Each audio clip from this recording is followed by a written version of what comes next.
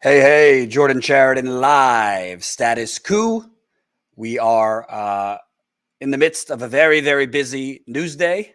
I will most likely be losing my mind on this live stream. Probably going to embark on one hell of a rant. So I'm delighted to be joined by a very wise gray man, Steve Grumbine of Real Progressives. How you doing, Steve, in these trying times in the United Corporations of America? I bet you people out there know exactly how I'm feeling. Those folks out there are probably fatigued from the world around them, and that's where I'm at. I'm sharing in that moment with you folks. I'm Yes, definitely feeling the fatigue. we're going to be very vulnerable today. There might be tears, screams. We'll see. We'll see how it goes. Excellent show Sunday, Henry says, referencing Let's Get Ready to Grumble. So smash that like button. Share this live stream. The more people that press like, the more people that will see this very live stream. Super chats are very appreciated. It keeps us going. So before we get to it, Steve, every time I want to do a live stream with you, for some reason, I'm about to send the document to Trump. I'm about to send the document, the live stream doc with the topics to you and Colin, and all of a sudden, there's breaking news with Trump. And I've never been one of these people that covers Trump 24/7. However, he might run for president again, and it is pertaining to possible criminal prosecution. So I have to, kind of It's reverse. news, dude. Yeah, It's news. It's reverse news. order the whole show. And then we were going to cover Elon Musk's now back on in terms of buying Twitter, but more criminal charges have been dropped in Flint. That will lead to a rant from me. So stay tuned for that. 8.5 years later, there's currently no criminal charges on the books pertaining to the Flint water crisis. Then we have what we're going to call the economic demolition, which is your sweet spot. And the United Nations is stepping in now, telling the Federal Reserve to stop hiking interest rates. You're going to cause a global recession. And then I believe if everything works out, we're going to have an Amazon worker on from JFK 8. That's the warehouse in Staten Island that won the historic union victory in April. They had a fire break out yesterday in the warehouse because a compactor, which is what a machine they use to break down the cardboard boxes, a compactor, get this, that had smoke coming out of it a month ago that Amazon did not replace. A fire started from it, and Amazon then made workers go back to work. So hopefully, I'm pretty sure he's going to be coming on a little bit later in the hour to talk about that. The workers actually did a kind of wildcat strike after they were told you have to go back to work. So a lot to get to. Please smash that like button. Share this live stream. Very, very important. We'll start with the breaking news on Trump. I kind of predicted this. Trump is now asking his Supreme Court, stacked with 3 justices he appointed, to basically come in and block an 11th Circuit Court ruling that overruled Trump's special master. Let me read this. Trump goes to the Supreme Court over the Mar-a-Lago search and seizure of documents. Former President Trump has asked the Supreme Court to intervene in the dispute over materials marked as classified the FBI seized from his Mar-a-Lago estate this summer. His emergency request with the Supreme Court is the latest example of the former president seeking to involve the justices in investigations that entangle him at a time when the high court's legitimacy in politically explosive cases is under intense scrutiny. That's a way of saying it. Trump is specifically asking the court to ensure that the more than 100 documents marked as classified are part of the special master's review. The request, if granted, could bolster the former president's attempt to challenge the search in court and have the documents returned to him. Colin, let's play the CNN person explaining this. So the former president's lawyers have now gone to the Supreme Court asking them to intervene in this dispute over these documents. What specifically they're focusing on here is a decision by the 11th Circuit, that was the Court of Appeals, that had issued a stay in the case. Now, what this means in plain language is that the 11th Circuit said the special master that was appointed by a judge would not review any of the materials that had classified markings. That was something that the Justice Department wanted carved out. The special master could still look at executive privilege and attorney-client privilege, but not the documents with classified markings. What Trump's lawyers are asking now is saying to the Supreme Court, can you come in and undo that and make this review what it was initially, what the initial judge had granted, which was to have the special master look at all of the material.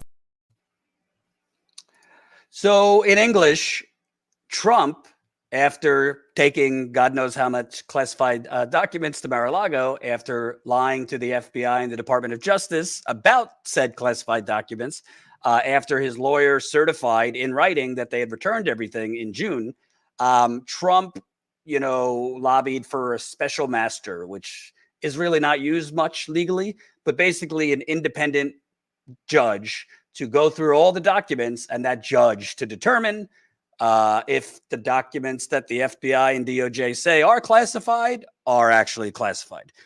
Not to Trump's liking, the special master that is appointed almost immediately said, how am I going to determine whether they're classified? They say classified.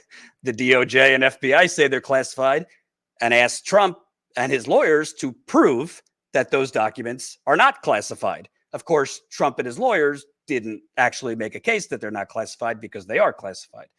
Then the DOJ appealed to the 11th Circuit because that special master that was appointed, Trump wanted a special master appointed.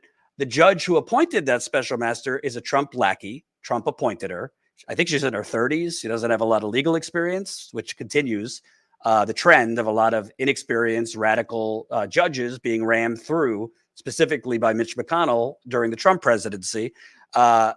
She was overruled. She ruled that there could be a special master and that the DOJ could not have access to these 100 classified documents in their criminal investigation of Trump. The 11th Circuit came in, I think last week, and overruled the special master, saying the DOJ can have access to these 100 classified documents, because how are they going to do an investigation if they don't have the access to the classified documents, which is the meat of the story. That's the ball game. If DOJ has access to the 100 classified documents, this special master is pretty much irrelevant. He's just going through the rest of the documents to basically pick out which ones might be protected under attorney-client privilege. But a possible criminal prosecution against Trump really rests on these 100 classified documents.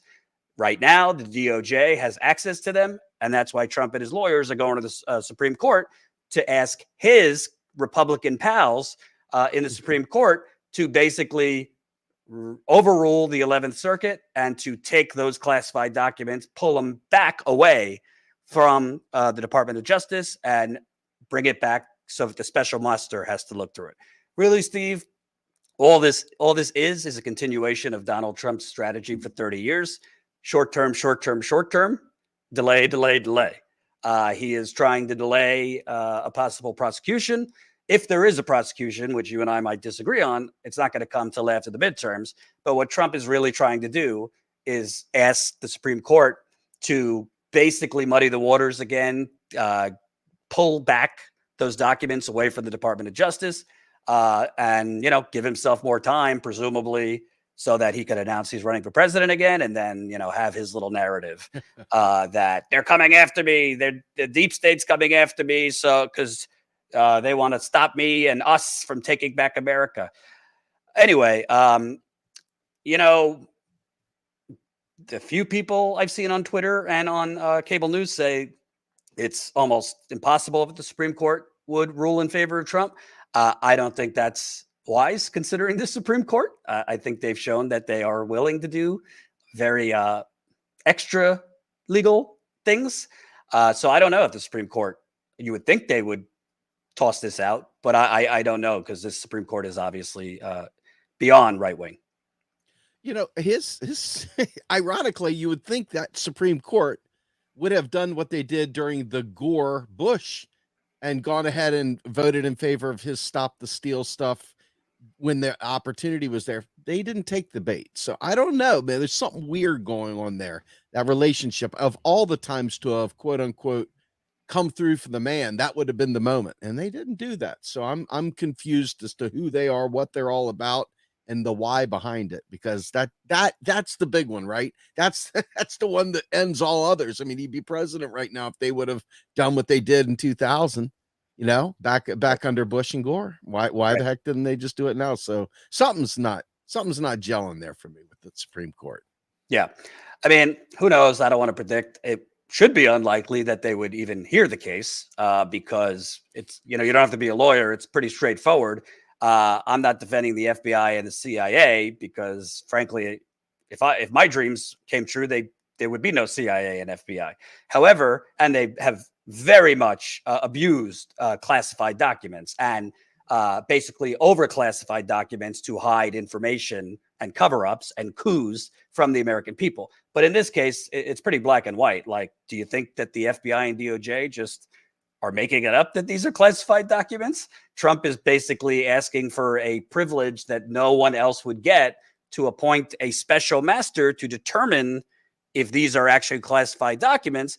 And that special master, as soon as he got in, Judge Deary, I think his name is, basically called his bluff and said, I have the DOJ here asserting that these are classified documents. So if you're not going to provide any evidence that they're not,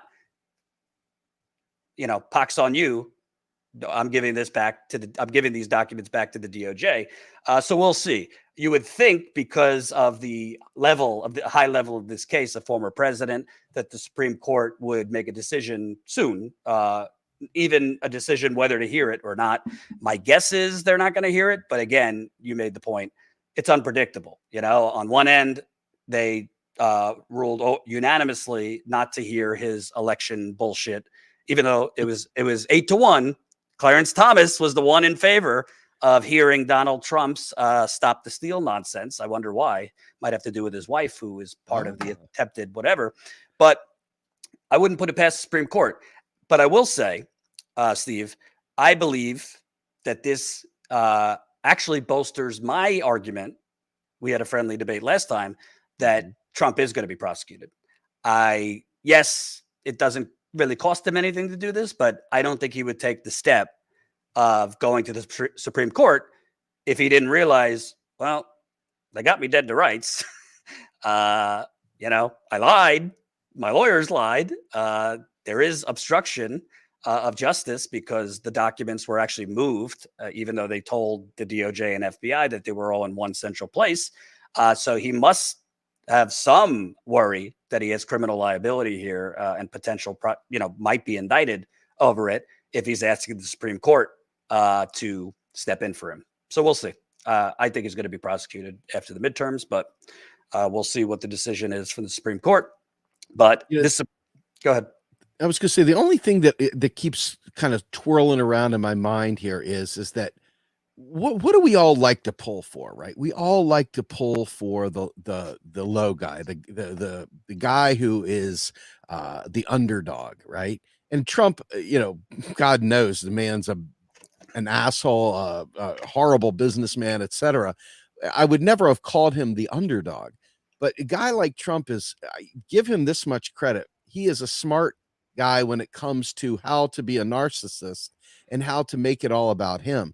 And if he can somehow or another turn this into a witch hunt right at election time, right during the time where he starts building some energy to say, see, they're still coming for your freedoms. They're still coming after me, blah, blah, blah. And all of those people, it wouldn't shock me at all if he was looking for momentum by any way of getting it. And this, between Biden's own gaffes and kind of looking unstable, just health-wise, just not looking like a real president up there, and Trump, looking for any way to be the victim here, wouldn't shock me at all if he didn't try to use something like this, almost like a campaign pitch to restore America, to make it great again, or some bullshit like that. Yeah, I agree. One more thing that came out yesterday about this, which might have something to do with why Trump did this today. This is from the Washington Post. Trump's lawyer refused his request in February to say all documents were returned. After initial return of 15 boxes, attorney Alex Cannon thought there might be more records at Mar-a-Lago. People familiar with the matter said.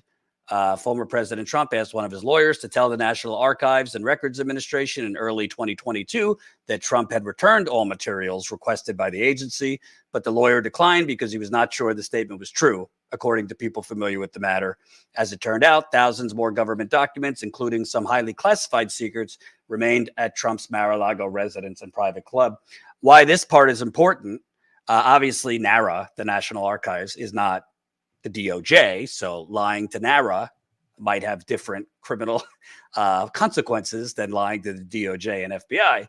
But, you know, Washington Post, New York Times, all their stories on this, they're getting leaks from the DOJ and the FBI. That's who's leaking this shit, and probably the National Archives to these outlets. So the fact that Trump directly was asking his lawyer basically to lie goes to, you know, you don't just have to prove that he had the documents. You have to prove that he knew it was wrong. You have to prove that he was leading kind of the campaign to withhold them from the DOJ and FBI. So if you have witnesses or evidence that he was directing his lawyers to give untruthful statements, that goes to intent, knowledge, et cetera, et cetera. So we'll see what happens. I'm kind of tired, honestly, because I'm just tired of going through court documents on this. It all just seems very legalese, and how can we delay? And on Trump, how can we, you know, throw gum at the wall, see what sticks, move deadlines later, get more time. But at the end of the day,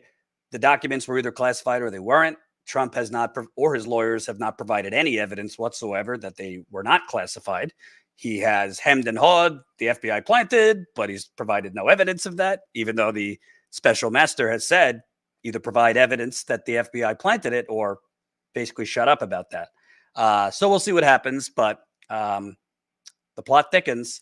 We'll get to Trump also. You know what? We should do it now. Colin, do you still have the Trump's little, you know, statement wishing death to Mitch McConnell? If you have that, put it up.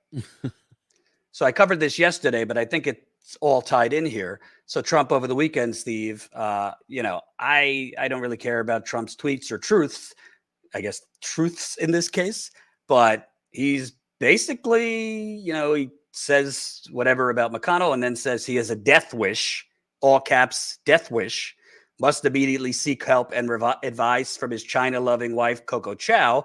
Clearly just racist, bigoted. Any other politician would probably tank their career, but Trump, you know, has normalized this, so nothing sticks. And then you had Marjorie Taylor Greene. I don't know if we still have that, Colin.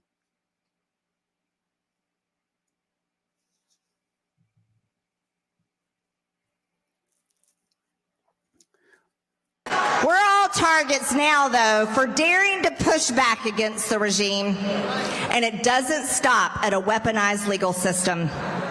I'm not going to mince words with you all. Democrats want Republicans dead, and they've already started the killings. An 18-year-old boy was run down by a Democrat driver who confessed to killing the teenager simply because he was a Republican. Even right here in Michigan, just last week, an 83-year-old woman was shot in the back for advocating for the unborn. So the killings have begun. You know, I would find this stuff funny if not for the increase in political violence. And now Trump, there's no subtleties anymore, just directly death wish. He knows what he's doing. He's giving a signal. A large part of his base includes white militiamen, Proud Boys, Oath Keepers, 3%ers, QAnon, and then Marjorie Taylor Greene. I mean, I got no love for Democrats, but the Democrats are coming to kill you. I mean, the Democrats are too spineless to do anything like that. So I think this is all tied, honestly, Steve, with not even the wink and the nod anymore, just like open calls for violence. I worry if he is prosecuted, what's going to happen? You know, I mean, we've been seeing this for a while now. I told you a few times ago about how Pennsylvania has really, really upped the ante on the rhetoric, and Mastriano may be losing to Shapiro for whatever that's worth, but Mastriano, a lunatic, absolute lunatic, is out here using all that same kind of coded language. And it's not about his opponent. He's not even really talking about his opponent. He's really focused on your neighbors and shitting on your neighbors and talking about, eradicating the woke from society. And it's he could mean anything he wants to mean, but I can tell you right now, when you're a right wing, Sig Heil right wing kind of guy, and you are jacked to the gills with guns, and you're thinking, you're going to take these people out, and absolutely, this kind of stuff plays very, very, very differently to the rank and file, especially the desperate people, folks. It's what neoliberalism does. If you haven't heard anything consistent from me, just know I see neoliberalism's taint on this entire thing. So, but yeah, absolutely. Moving on from one potential actual form of justice to, I don't even know if injustice is enough on this next topic. And please smash that like button, share this live stream. I might have steam coming out of my ears for this next topic because I am fucking outraged. Outraged. Oh boy. Pissed. Bring it. 1 second.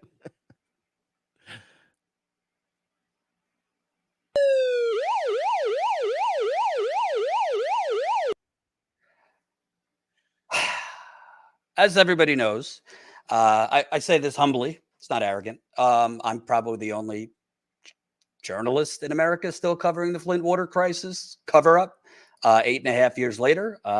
Call me naive. I kind of have a problem with American citizens being poisoned and then it being covered up and those citizens being left to slowly die. But that's exactly what's happening in Flint, Michigan. We don't have enough time for me to go through the whole history once again, but just quick Cliff Notes version. In 2016, a criminal investigation was launched into the Flint water crisis. It was launched by a Republican Attorney General, Bill Schuette. He hired a special prosecutor to oversee the prosecution. Just think like Robert Mueller was the special prosecutor over Russiagate and all that bullshit. Kind of like a Robert Mueller, but just overseeing the Flint water investigation. From 2016 to 2019, so 3 years, they charged 15 state and city officials with crimes, including involuntary manslaughter over the water crisis, misconduct in office, financial fraud. I mean, serious crimes. And they were investigating multiple departments, the governor, the governor's office, the state environmental department, the state health department, financial enterprises that were involved with bonds that led to the Flint water crisis. So that kind of investigation takes a while. The Democrat Dana Nessel in Michigan, when she was running to be Attorney General of Michigan, she basically shit on that investigation and said it's taking too long and they're screwing up and I'm going to, change things. She gets elected as Michigan's Attorney General in 2019 and immediately cleans house. She fires the special prosecutor who oversaw charges against 15 state and city officials. She fires the chief investigator who happened to have been instrumental in taking down the Gambino crime family in New York, kind of knows what he's doing, the chief investigator, cleans house, fires the whole team. She says they failed to get all the evidence. They failed. They messed up. She starts from scratch after 3 years. She appoints her own prosecutors, one to lead it, who has never faced a jury trial. Let me repeat. She fires the original prosecution and investigation team and hires brand new prosecutors, one of which, who's leading the prosecution, has never faced a jury trial. A couple months later, she drops all the remaining charges against seven state and city of Flint, state of Michigan and Flint city officials, basically throwing the original investigators under the bus, saying they messed up. We have to drop the charges, but we could refile the charges. Okay. Year and a half later, she refiles charges against pretty much all the same officials that she dropped charges against. But as she refiled the charges, mysteriously gone were financial fraud charges. Follow the money, Steve. Always follow the money. The original investigators were going for a racketeering case, RICO. That's usually meant for, mafia. Yeah. Yep. Mafia. They were going for a major racketeering case. They were also building a case against the former governor of Michigan, Rick Snyder, for involuntary manslaughter. That reporting by me has been confirmed by 2 other Michigan reporters, one of whom won a Pulitzer Prize, that the team that she fired was building a case against Governor Rick Snyder for involuntary manslaughter over the Flint water crisis, which I've broken many stories that he was not only involved, he was leading the cover-up. He was allowing people of Flint to drink water that he knew was toxic for a year and a half, this governor. So she refiles charges. Gone are the financial fraud charges. She charges those officials with lesser crimes, and she charges Rick Snyder with a misdemeanor, willful neglect of duty. Let me repeat. She charged the former investigation, the original investigators, they were building a case against him for involuntary manslaughter. Sources I had said they were about 75% that way, not ready to charge him, but building it with the intent of charging for involuntary manslaughter. She charges him with willful neglect of duty. Would if convicted, would face $1,000 fine and potentially a year in prison, which he probably would not serve a full year. $1,000 fine. He's a multimillionaire. Then, okay, but all along, remember, this Democratic Attorney General who's up for re-election, if you're in Michigan right now, she's up for re-election in November, Dana Nessel, she cleaned house. She fired the original investigators, basically claiming they were incompetent. She starts brand new. I spoke with lawyers. They said, I've never seen anything like it. Sure, new attorney general comes in, maybe wants to, put one of her team in charge, but to fire everyone, to clean out the whole team that had been building all the cases for 3 years, unheard of. The Michigan Supreme Court in June tossed out the charges against Governor Rick Snyder and several other state officials who had been charged with serious crimes because the Michigan Supreme Court, Democratic judges and Republican judges on the court, it was not a partisan decision, found that the attorney general who claimed that she was firing this team because they were incompetent, that she did not follow the state constitution. Her and her prosecutors basically prosecuted the case in an unconstitutional manner because they used a one-man grand jury. Not to bore you, a one-man grand jury is just a judge. They used a one-man grand jury, a judge, Wow. to pass down the indictments against Governor Snyder and 8 other defendants. The normal process would be pretrials for the people you're charging, and then a judge decides after the public pretrials if there's enough evidence to then move them over to face a jury trial. She didn't do that. Her prosecutors didn't do that. A one-man grand jury is rarely used in the state of Michigan. They wanted to do it quick, and they used a one-man grand jury. The charges were tossed out because the Michigan Supreme Court ruled that was unconstitutional. Not only that, Steve, they didn't use a taint team. I hope your eyes don't glaze over. A taint team, which is technically what the Trump special master is supposed to be doing, is basically an independent third party that goes through documents that are going to be used in a criminal investigation to make sure none of those documents are attorney-client privilege. And if they're attorney-client privilege documents, then they can't be used. A taint team takes time because you're going through, in the case of Flint, hundreds of thousands of documents, and it would take several years. They didn't use that either.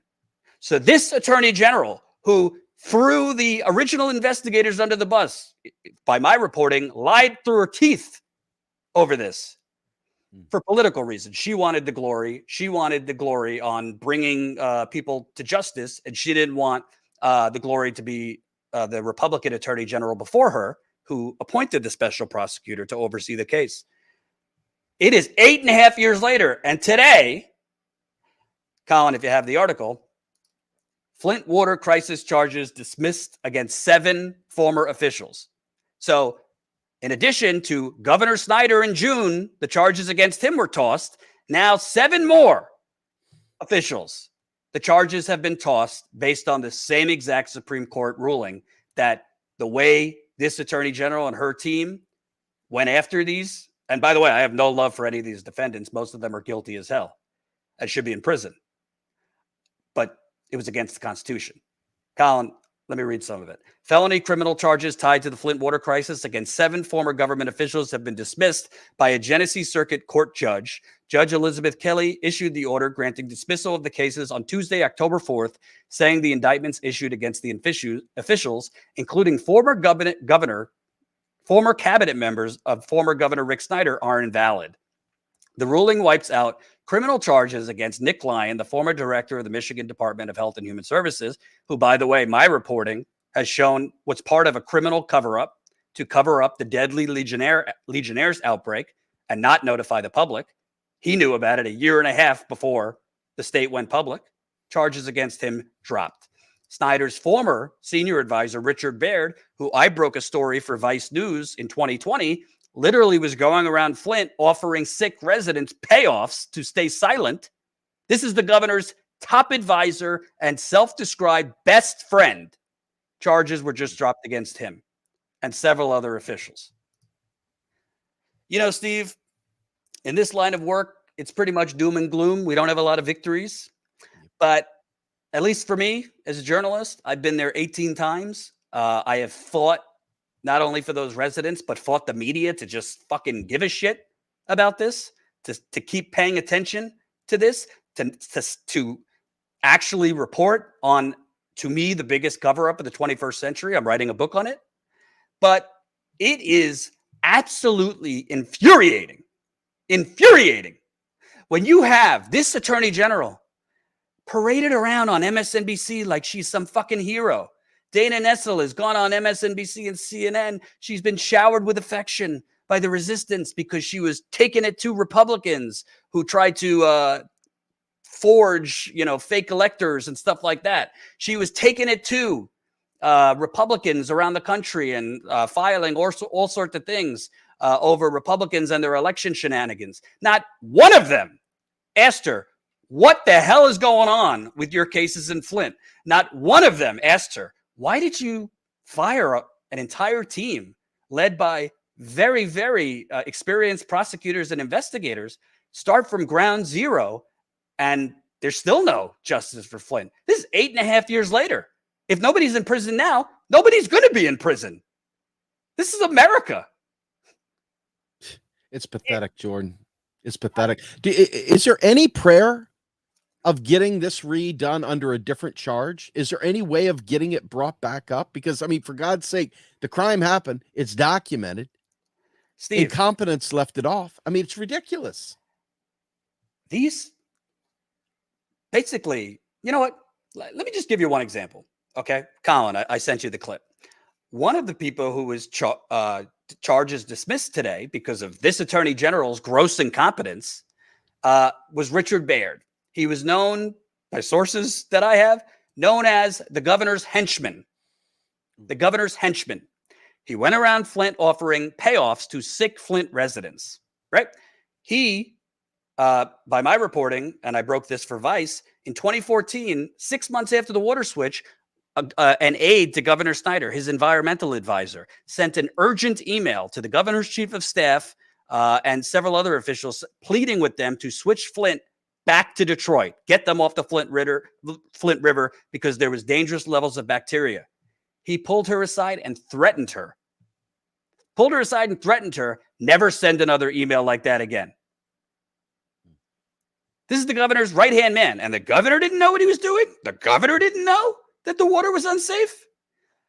This is the individual, one of the individuals that he tried to pay off. This is Adam Murphy. He's a sick Flint resident. Drinking the water gave him seizures, memory loss. He couldn't work anymore. Couldn't hold his kids anymore. He popped off at a water town hall. Got media attention. A few weeks later, the governor's right-hand man is in his living room offering that the state will pay for his medical treatment. But you can't tell anyone who's paying for it. Let's take a look.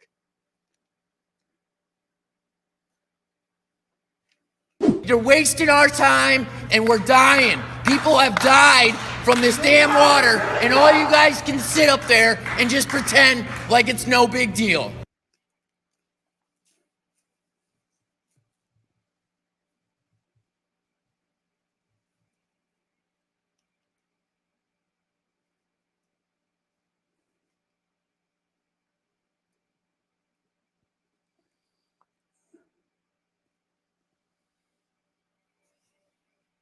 after you were pulled aside, as you said, the officer said, maybe I could get you a meeting with Governor Snyder. That then turned into an advisor to the governor. And then in late February 2017, Richard Baird, who was known as kind of Governor Snyder's right-hand man, he shows up in your living room with Scott Hippica, who described himself as a former Black Ops Marine, is how it was described to me. With him was a state trooper and also Cheryl Thompson with the state health department. Do you have memory of those people being in your living room? Yes. Yeah, I called it the round table because they all sat at the table with me. Okay. And it was you and my parents, Mm-hmm. Christina, and basically the government. And so he called it a pilot program. This was Richard Baird said that. Yeah, Richard Baird. Yeah, he said that. So he thought if I could find a doctor that they would be willing to try and get things paid for through like a pilot study.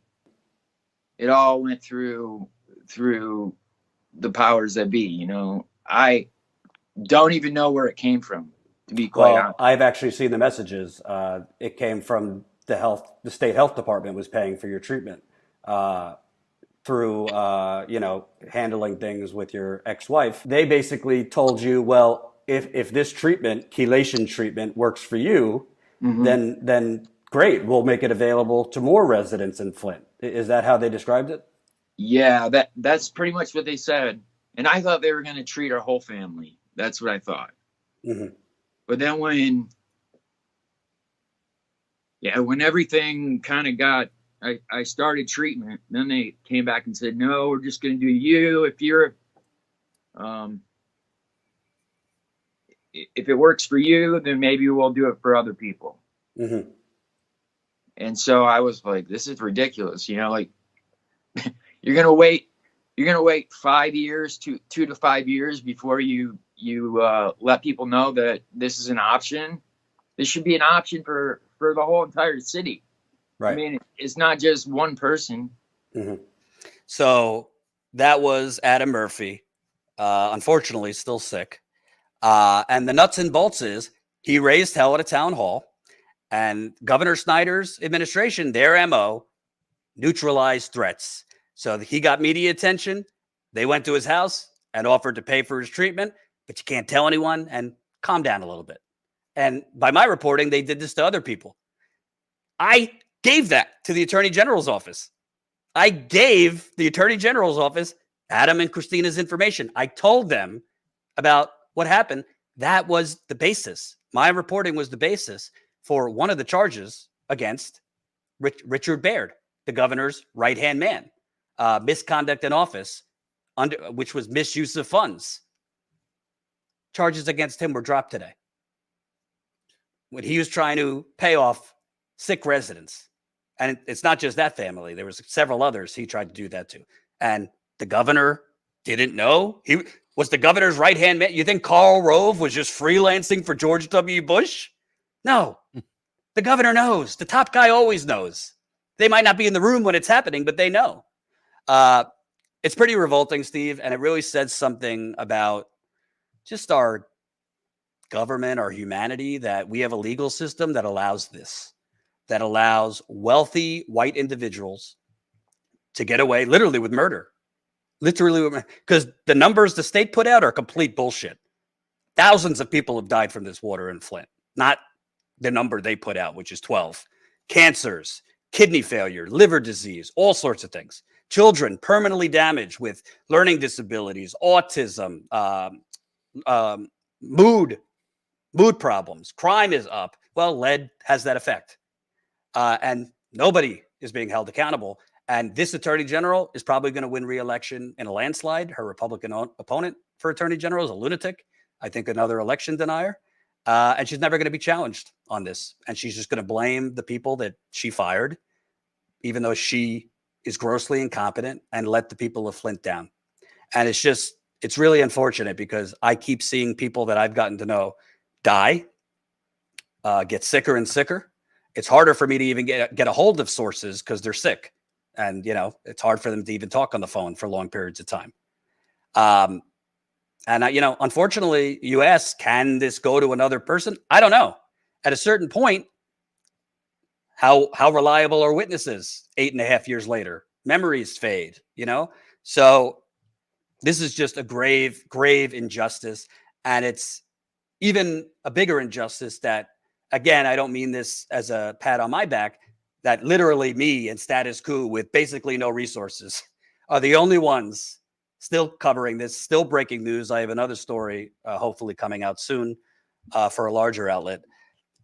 This is America. And by the way, if they get away with it in Flint, and it seems like they're going to, do not think other mayors and city council members and governors won't do the same exact thing in a place near you. Maybe it won't be water. Maybe it will be over something else. But if they know, wow, they got away with poisoning people in Flint, nobody's going to see a day in jail. Your thoughts? Yeah. Water definitely finds its own level. And these folks, they're definitely dumbing us down. They're definitely making us give up. You know what I mean? That's the idea. They're definitely, this is systematic. It's across the board. They're literally trying to steal whatever fight and energy we have to protect ourselves from predation. I mean, every step along the way. And for someone like myself who focuses on the economics, to know how simple it would be to fix all of this, but to know that they won't, because ideologically it violates both Republicans and Democrats' absolute love affair with neoliberalism. There's just no prayer. And I'm at a point now where I go to bed angry. I wake up 5-6 times a night angry. I wake up in the morning angry. I go through my workday angry. I'm tired of do nothings. I'm tired of people telling me that's just the way it is. I'm tired of people telling me just fall in line. I'm tired of it. I mean, I'm tired. I'm ready for something better than this, man. I'm so sick of it.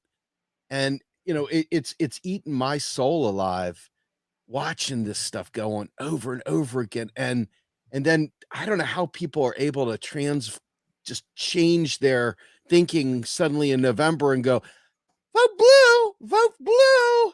I have no idea how one does that. All I can think of is that I want to bring an end to this fucked up neoliberal system that allows for this kind of stuff, that merges state and corporations, that literally makes us commodified bullshit. I mean, it is so painful to feel so powerless. And yet here we are trying to give this information out there, and the system itself guts it and throws it in the trash. Devastating. I can't even imagine in this particular case, Jordan, how it must feel to have put so much of yourself into this, only to see this neoliberal system that protects power literally kick it right out the door and just flush it down the toilet. Like your life, like your efforts, like these people's lives, their pain, their suffering doesn't even matter. It doesn't matter because we're nothing. We're like herd animals at best. Seriously, I don't care if you got a few extra bucks and you go on a couple nice vacations. We're herd animals at best to these oligarchs, to these powerful elites that demand that we live in this neoliberal world. And it's got me so crazy angry and frustrated beyond words. And to see people be okay with it, make excuses for it, act like I'm wrong, you're wrong. It's ridiculous, folks. Every one of these shows you hear, it's the same story with different actors. Maybe it's not water this time. Maybe it's gasoline. Maybe it's not gasoline. Maybe it's medical waste in someone's backyard. If it's not medical waste in someone's backyard, maybe it's someone else like fucking poisoning their food or selling spoiled meat or something. It's always something, and they always get away with it. And the whole system keeps kicking us further. We sit there and use an EBT card to get some prepared food, and there's some asshole standing behind us turning us in for wasting welfare dollars. But this kind of shit goes on completely unchecked. And people are, this is fine. This is fine. Vote blue. Vote blue. Vote blue. And it's disgusting. Nothing is going to change if this doesn't change. And it's not going to change voting. These people were put in office by voting. Somebody voted for that idiot. Okay. Somebody voted for Biden. Can you imagine they voted for these people and they do this shit? What are you going to do? You voted. So now what? Now what are you going to do? What are we going to do?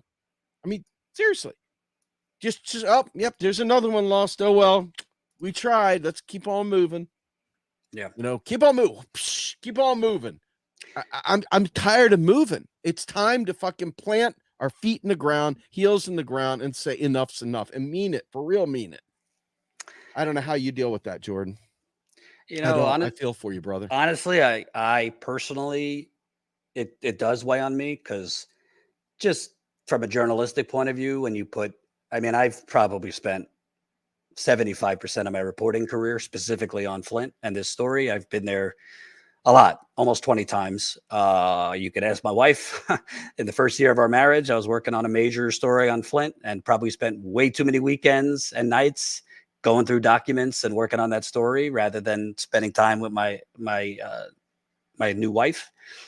So it does upset me that unfortunately it looks like at this point that it's very unlikely there will be justice. And by the way, just putting people in prison isn't justice, because that's not justice for children who restoration are permanently damaged. It's not justice for people who have died. And it's not justice for people who are going nearly bankrupt trying to afford environmental doctors, because regular doctors do not cut it for heavy metal poisoning and bacterial contamination. But as upset as I am personally, I'm more upset for the people in Flint, because when you go somewhere, whether it's as a journalist or as an activist, so many times you get to know the place and you get to know the people, and you almost feel not like you're one of them, but like it becomes your cause. I'm not an activist, but I never hid that I wanted those who did this held accountable. I never hid my affinity for the residents, my determination to, at least as best as I can, get the truth out for them. But I'm mostly upset for them, because can you imagine? I mean, I don't have kids yet, but you have kids. Can you imagine if somebody hurt your kids and nothing was done about them? Can you imagine if somebody hurt your elderly parent and they got away with it? Can you imagine if your kid can't spell anymore or is like 5 grades behind on reading comprehension because the state allowed them to drink contaminated water knowing it was contaminated, and those officials are getting off scot-free? I mean, I don't know how you live with that, because that would really make me mad, mad. So, I'm going to continue covering it, even if no one will be held accountable. At least what I could do is get more of the truth out. And that's all we could do, is get more of the truth out. I asked the Flint resident if she could join me. She hasn't responded yet. So if she, it'll be last minute if she could join me. So moving on, you mentioned sheep. Moving on, economic demolition. We are really, in my view, headed for a really bad situation economically. Colin, let's start, if we can, that tweet from Joe Biden. It's get in, folks. We're building a better America. This was so fitting. Full screen it. Biden posted in his 1950s, I don't know what kind of car that is. Get in, folks. We're building a better America. Everything's just dandy. Everything's growing. Pretty soon you'll be able to buy that car. So that was yesterday, Biden putting that out there. But the realities on the ground aren't really supporting, get in, we're building a better America. Steve, I sent this article to you, New York Times. Less turnover, smaller raises, hot job market may be losing its sizzle. I want to read in particular this part. But there are signs that the red hot labor market may be coming off its boiling point. Major employers such as Walmart and Amazon have announced slowdowns in hiring. Others, such as FedEx, have frozen hiring altogether. Americans in July quit their jobs at the lowest rate in more than a year, a sign that the period of rapid job switching, sometimes called the Great Resignation, may be nearing its end. Wage growth, which soared as companies competed for workers, has also slowed, particularly in industries like dining and travel, where the job market was particularly hot last year. So I asked you, Steve, before the show, what do you make of this? What do you make of this? Well, so let's put it in perspective. So the Federal Reserve has been jacking up interest rates to knock down this inflation bug that's bit the world. Okay. Well, we already know that inflation is made up a number of things. Number one, higher prices for government purchases. When the government pays higher prices, it creates inflation. That's one version of it. The other version of it is simply sitting in a smoky room with cigars and literally doing what they did to nominate Hillary. They went ahead instead trying to go ahead and make sure that they got their prices raised. In fact, it's on record. I mean, there's been business meetings at the Federal Reserve in St. Louis. There's been business meetings all over that accidentally got leaked to the public, where they're flat out saying workers have too much power. So they're going to go ahead and take away that power by making employment more scarce. This is the whole idea. The right wing, the libertarian strain of economics demands interest rates rise to create a fake recession that becomes a real recession. And because of the connected nature of the United States and the rest of the world, when the US raises interest rates, all the countries that have dollar denominated debts, every single one of them that has gone through the IMF and others that have received those dollar denominated debts, are now even in more crisis. So you're looking at a global planned intentional recession. Okay. And by doing the interest rates, they're limiting our spending power. By limiting our spending power, they're in turn creating the conditions by which the next step is to start purging labor from the rolls. First it slows, then it stops, then it reverses the other way, similar to what happened in 2008, 2009. The other thing that's going on right now can I just interrupt you for a second? Sure. That's a good segue. Colin, if we could put up the article, Fortune, Wall Street, U.S. housing market to see the second biggest home price decline since the Great Depression. So national home prices declines are national home price declines are uncommon, but it does occur on occasion. It happened in the early 1980s, then again in the early 1990s, and most notably in the years following the 2008 housing crash. That said, sharp home price declines are incredibly rare. Only the Great Depression and the Great Recession saw nationwide home prices fall in the double-digit range. That history or lack of history is why recent outlooks published by Wall Street titans are raising eyebrows. Not only is there a building consensus on Wall Street that we've entered into a period of falling home prices, but there's also a consensus it will be the second sharpest home price decline since the Great Depression.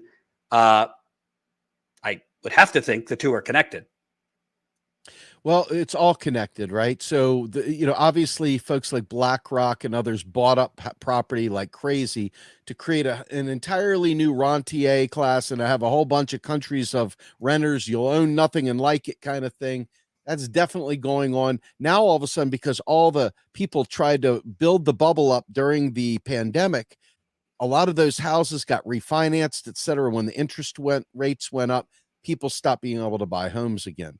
And so naturally, when you can't buy them, they just sit there. So the goal here is now, it's not a goal. It's just the way it works. It's going to lower those prices. So those people that bought homes that were elevated during the pandemic are suddenly going to be in upside down once again. Their houses will be worth less than they owe on them. And the cycle continues. But to get back onto what I was saying, which is really freaking important, folks, around the world, all the countries, like think about this, Pakistan. I just interviewed an economist from Pakistan who was talking about the fact that the floods that you haven't heard about lately, because they only were in the news for a few minutes, because those people over there aren't worth anyone's time, apparently. But in Pakistan, thousands of people perished from these floods. It's going to take years upon years upon years. And this is a very undeveloped area. It was thousands of miles of roads are destroyed in Pakistan, basic services destroyed in Pakistan, and they are still being hounded for their foreign debts to the United States and others. This is what is happening. So as the United States does this to its own citizens, literally creating the grounds for unemployment to begin mass layoffs, that is the entire Paul Volcker guy was under Jimmy Carter back in the 70s. You know, that Volcker guy that handled the oil crisis guy that jacked interest rates up into the 20 percentile range, that asshole, that right-wing guy, that libertarian. And folks, don't ever bring libertarians to me and try and make me think that they're on the side. These are the parasites creating the problem. So when you think about that, okay, when you consider that, this particular situation is going to continue to manifest. And the UN has literally begged central banks from around the world to stop raising interest rates because it is literally destroying the globe. And they're saying not only will it destroy production, basic services, not trinkets and trash, folks, so get over the production phobia. We're talking about real food, energy, you name it, all the kinds of things people need to survive. They're literally depressing the economy to the point where it's going to be so stagnant and horrible that it's going to take years upon years to rebuild that. And it's not just in the US, it's around the world. It's around the world. So the layoffs that will happen in the United States are because they refuse, because folks, oh, but Steve, neoliberalism isn't fascism, so we got to go with neoliberals, right? Anyway, the neoliberals have decided that this is just part of doing business, folks. Sorry, it's going to be painful. Really, really sorry it's going to be painful, but we just got to do it because they're not going to put price caps. They're not going to put penalties. They're not going to make it impossible for CEOs to collect 800% more than their workers do. They're not going to do anything. They're not going to create the PRO Act. They're not going to enhance unions. They're not going to do anything about that because that is neoliberalism. And you keep voting for it. You keep doing that. And this is what happens. And so now the neoliberal order, with your blessing, is about to create mass unemployment in the US and simultaneously ratchet the screws up for all the countries around the world that have dollar-denominated debt. Be ready. It's going to be ugly. There's a recent thing, and I'm sure some people out there get their willies off on this, but there's going to be a white-collar purge. People mid-level, your neighbors, not the rich, but just your neighbors that don't work with their hands, that work with computers or whatever. Those individuals are going to be hit hard because tons and tons and tons of tech workers and people that were working to build out these remote networks and so forth to handle telework and other things that went on during the pandemic, those individuals, they're about to be purged too. So be prepared for a mass weeping and gnashing of teeth in the United States and around the world. And be prepared that your President Joe Biden will tell you, hey, we're going to make America great again. Get in the car, man. We're about to make some fun stuff happen. And that right there, my friends, is what happens when you don't understand the economic model. You don't understand the interplay between the IMF and the rest of the countries and your government and the central banks. You're busy chasing Rothschilds. They're not a part of this picture here, folks. So if you want to learn how to do this stuff, you've got to realize they are intentionally doing this to take away our power, to make it so that we have no idea of any kind of mass resignation or any kind of savings accounts or anything like that. The intent is to absolutely destabilize all workers, because once you're destabilized, you can bring prices back down because you won't ask for as much on your paycheck. You'll be grateful for the crumbs they give you. That, my friends, is your neoliberal way. You've elected a neoliberal president. Now you have neoliberalism around the world. It's always been there. This is the flavor of the day between both Republicans and Democrats. There's no difference at all, except for bedside manners and the fact that one is woke in terms of social justice and the other one is absolutely cruel to the ends. But when it comes to finance, when it comes to economics, these gangs are one and the same, and they're doing it collaboratively together. That's why you don't get pushback from this stuff. That's right. Why this is going to keep happening. And that's why we as people need to be aware of it and fight back. If you see someone that's a neoliberal pushing for neoliberal things, remember, they cause death and destruction, real death and destruction, not just shitty tweets, but actual death and destruction. I will say, I do think there's one difference when it comes to worker power. I do think if Republicans were in office and major strikes happened, they would be more likely to take action to crush those strikes. That doesn't mean Democrats or Biden are actually lifting these union workers who are trying to unionize or strike. They've done nothing on the PRO Act. But if DeSantis gets in there, Trump again, absolutely. I think like a railroad strike, for example, forget it. They'd squash that in a minute. If Amazon workers started having success like the Starbucks workers across the country, I think they'd find a reason to squash my that. good friend Lua Kamal, she's a professor and brilliant lady, but she came out and she said point blank, nothing is ever going to change in America, ever, until comfy white people get willing to be uncomfortable. And that means taking one for the team and not just going along to get along and saying, well, what else do I do? That means fighting back. That means staying in the fight. But she said, I don't expect white people to ever do that.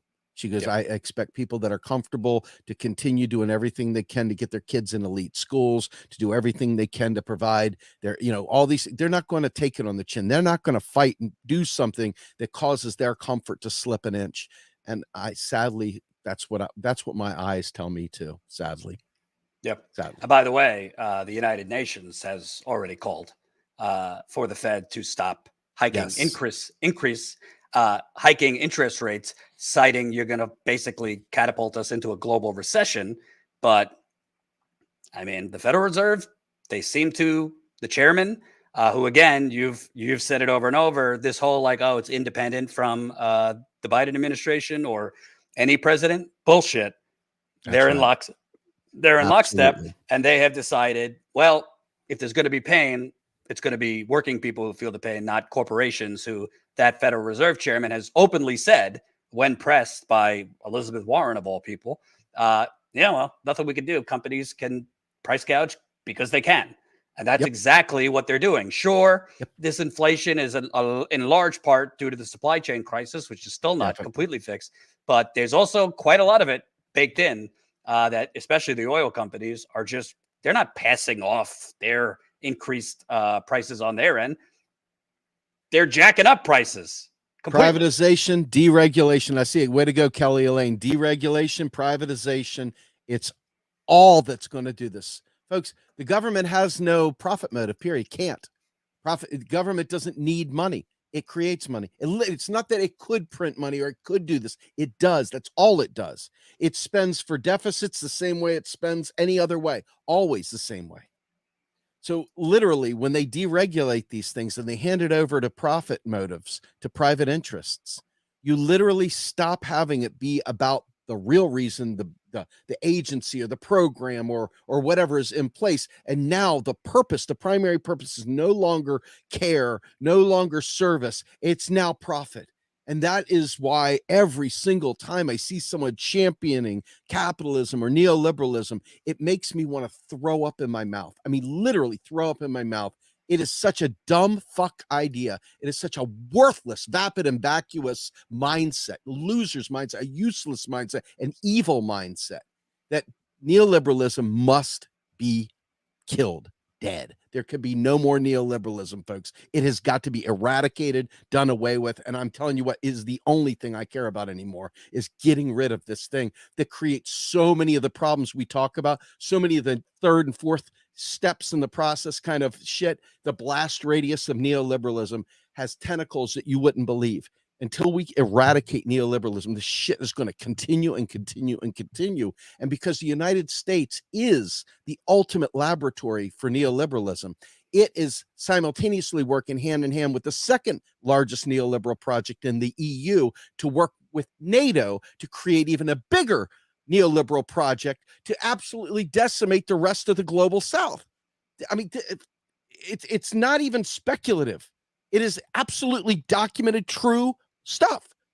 And it's going to keep happening until we decide it's not, until we force it not to. I mean, seriously, it's literally not going to change until we force it to stop. Way to go, Enough Kelly Elaine. Enough. Woo! Enough is enough. That's how I feel. Yeah. Enough is enough. Yep. Well, Steve, maybe we'll have a longer discussion about it next time, but the only thing that's going to change this, the only thing that's going to change any of this is us. I'm sorry. I'm not trying to condescend any people, but I'm about damn exhausted of covering protests that don't involve an economic boycott.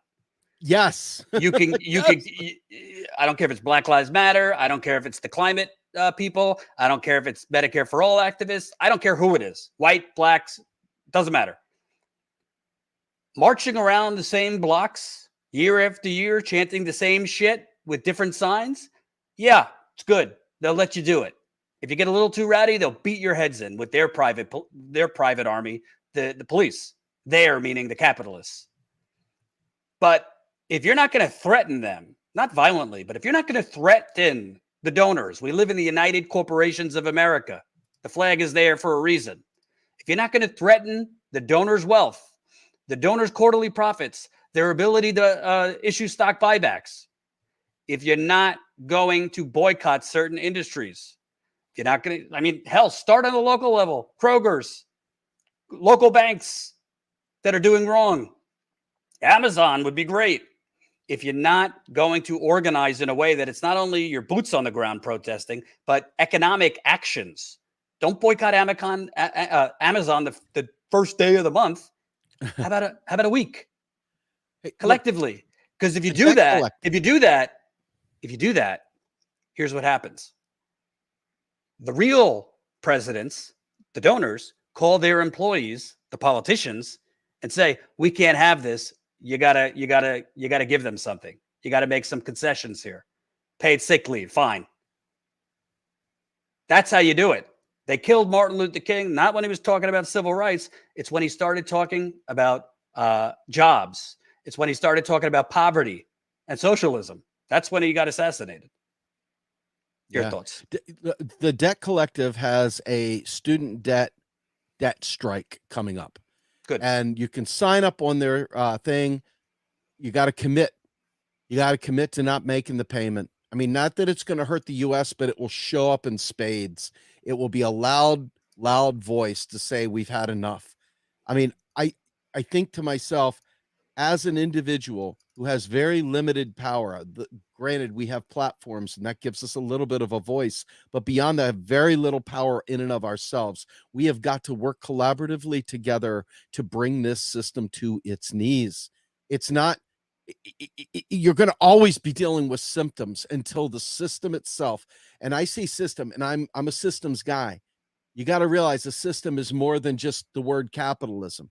There's a system, and you have to understand the inputs and the outputs and the flows in the system to know where the choke points are and to know where the vulnerabilities are.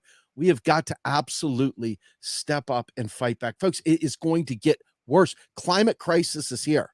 It's not something in the future. It's happening right now.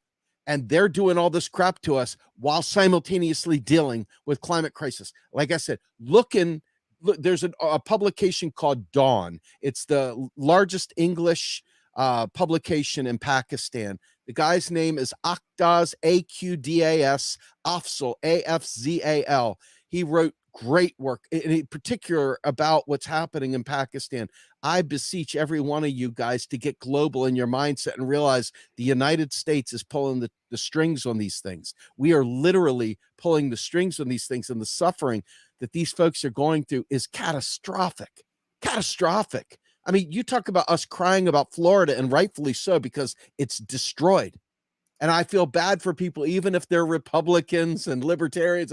I feel bad for all human beings down there that were in any way, shape, or form hurt and impacted. 100 people died. Thousands of people that are poor and have nothing in Pakistan are paying the freight for our neoliberal ways. Not just Florida, Puerto Rico too. Yes. Well, yes. We someday we need to have a full discussion on nothing but these instances and really lay the groundwork out, because the kind of thing that you could write about on this is the type of stuff that would go bestseller. I mean, this is really hardcore shit, man. So yes, absolutely. All right. Go. I know you got to make your kids dinner. I do. Tell people where they can find you, Steve. Yes, please come visit us at the YouTube channel, Real Progress in Action. It is where I do my Monday, Wednesday, Friday Rogue Scholar. And folks, the Rogue Scholar is me talking usually for about an hour. And it's me talking about these things with analogies and ranting, but it's pulling together things that you maybe have never thought of and putting it in ways maybe you've never thought of. I'd like to believe it's a good show. I'd love you to check it out. The other one is my podcast, Macro and Cheese. That is released every Saturday morning at 8 a.m. And it's on every single one of your podcast hosting platforms. Every week for 3 years, we have produced a new episode, and we haven't stopped, and we've got more coming. And the last place is right here. Please check out our Sunday show. Let's Get Ready to Grumble. We are trying something new every week. There's no predicting what's going to come. And Colin has been majestic in his editing. It's been fun. It's been a great mind meld of coming up with things. So please check me out right here with Jordan on Tuesdays and Sundays on Let's Get Ready to Grumble. So thank you for having me on, brother. Thank you, sir. Have a good one. Take care. So that's Steve Grumbine. Love doing the show with him. Let me read some super chats. Carrie tipped $20 on Rockfin. Thank you so much. Just a little housekeeping, not to stop you, but we don't really use Rockfin anymore for lots of reasons. So, feel free to tip us there if you want, but would rather you, do it here on the YouTube if you're going to support us. Thank you, though, Carrie. Eleanor, $2. Thanks, Jordan, and your crew for real journalism. Appreciate it. Kelly Elaine, $100. Kelly, yeah, your support always means so much. Thanks for years and years of support. We really could use the funds. So thank you for your help. Things are a little slow and stagnant right now financially for us. So any help makes a big difference, but that's really generous. Richard W, $9.99. Thank you for a great show. Thank you to be a great audience. Very, very, very much appreciate it. I was going to have an Amazon worker on because there was a major fire in the warehouse in Staten Island yesterday, and Amazon then forced them to go back to work after the fire. But he must be busy, so I'll probably interview him later tonight or tomorrow morning. So we'll have that for you as a separate interview, not during this live stream. But again, there was a fire at Amazon. A compactor lit on fire.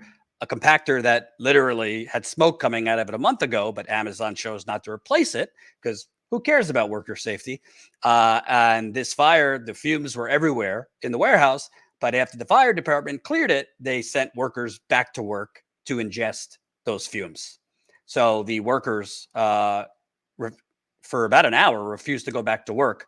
So I'm going to have a worker on, I'm hoping tonight or tomorrow morning to tell you what happened there. But again, fire in the warehouse, go back to work. Can't make it up. Humorous, $5. Thanks, Steve, for joining the show. Enlightening, as always. Thanks, Jordan and Colin, for the show. Thank you, as always, Humorous, for your support. Thanks, everybody, for watching. If you're not yet a member of Status Coup, consider signing up as a member. StatusCoup.com/join. Becoming a member for as low as $5 to $10 a month is how we continue. It's how we grow. It's how we cover things on the ground.